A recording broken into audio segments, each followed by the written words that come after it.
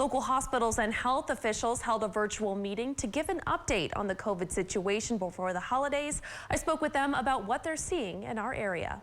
Representatives from Mercy Health St. Rita's, Lima Memorial Health System, and 3 local health departments met over Zoom to discuss the ongoing pandemic, especially as the Omicron variant continues to rip through the state of Ohio.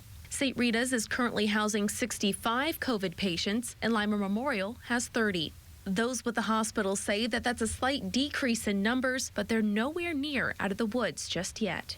This number is maybe slightly down from what we had the past couple of weeks, but I think it's safe to say we are both at capacity or excess, and we are still boarding patients in the emergency department, trying to place them into hospital rooms. So the numbers are still very high.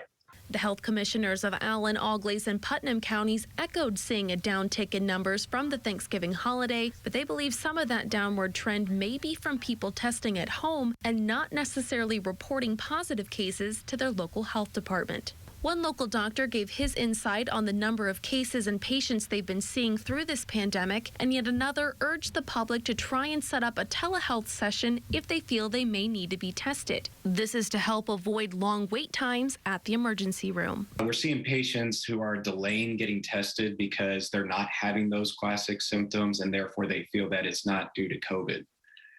So if you're able to get tested early, you can reduce the spread of COVID, but also have more effective treatment options. I hate having people go to the emergency room and wait for hours to be seen and have contact with other sick people and catch things that they didn't have when they went there. So avoiding the emergency room unless you're very, very sick is just the best bet. But one of the biggest messages coming from this meeting was that people should consider getting the vaccine, as many of the people who are hospitalized with COVID have not been vaccinated. We do believe that the vaccine still helps. In particular, not only do we believe, we really know that the vaccine provides strong protective effects from severe disease, particularly that disease that would land somebody in the hospital and or land them in a critical care setting.